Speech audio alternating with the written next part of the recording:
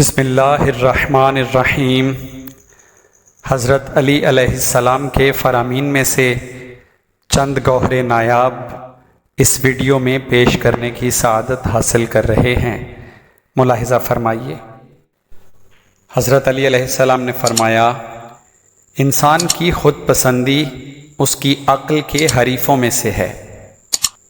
مولا علی علیہ السلام نے ارشاد فرمایا، تکلیف سے چشم پوشی کرو ورنہ کبھی خوش نہیں رہ سکو گے۔ حضرت علی علیہ السلام کا فرمان ہے، جس درخت کی لکڑی نرم ہو اس کی شاخیں گھنی ہوتی ہیں۔ حضرت علی علیہ السلام نے فرمایا، جو منصب پا لیتا ہے دست درازی کرنے لگتا ہے۔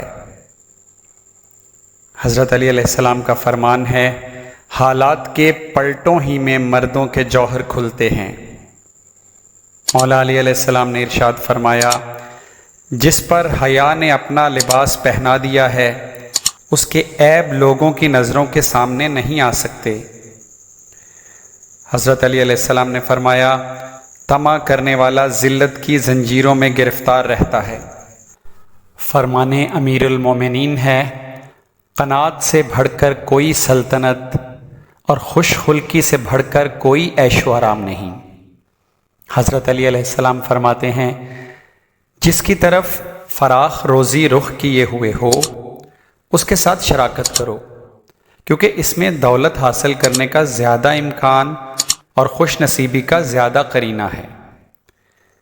مولا علی علیہ السلام فرماتے ہیں، عورتوں کی بہترین خصلتیں وہ ہیں جو مردوں کی بدترین خصلتیں ہیں، غرور، بزدلی اور کنجوسی۔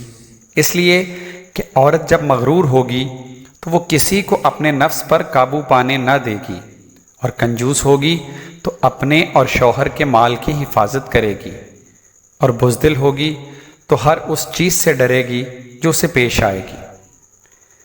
حضرت علی علیہ السلام نے فرمایا، عورت سراپا برائی ہے، اور اس میں سب سے بڑی برائی یہ ہے کہ اس کے بغیر چارہ نہیں۔ مولا علی علیہ السلام کا فرمان ہے، بے شک اللہ تعالیٰ کے لیے ہر نعمت میں ایک حق ہے، تو جو اس حق کو ادا کرتا ہے اللہ اس کے لیے نعمت کو اور بڑھاتا ہے، اور جو کوتاہی کرتا ہے وہ موجود نعمت کو بھی خطرے میں ڈال دیتا ہے۔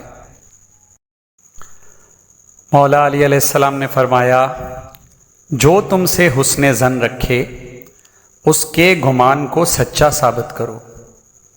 امیر المؤمنین حضرت علی علیہ السلام فرماتے ہیں، بہترین عمل وہ ہے جس کے بجا لانے پر تمہیں اپنے نفس کو مجبور کرنا پڑے۔ حضرت علی علیہ السلام کا فرمان ہے، میں نے اللہ سبحانہ کو پہچانا ارادوں کے ٹوٹ جانے، نیتوں کے بدل جانے اور ہمتوں کے پست ہو جانے سے۔ امیر المومنین حضرت علی علیہ السلام کا فرمان ہے، دنیا کی تلخی آخرت کی خوشگواری ہے، اور دنیا کی خوشگواری آخرت کی تلخی ہے۔ حضرت علی علیہ السلام فرماتے ہیں، غصہ ایک قسم کی دیوانگی ہے، کیونکہ غصہ کرنے والا بعد میں پشیمان ضرور ہوتا ہے، اور اگر پشیمان نہیں ہوتا تو اس کی دیوانگی پختہ ہے۔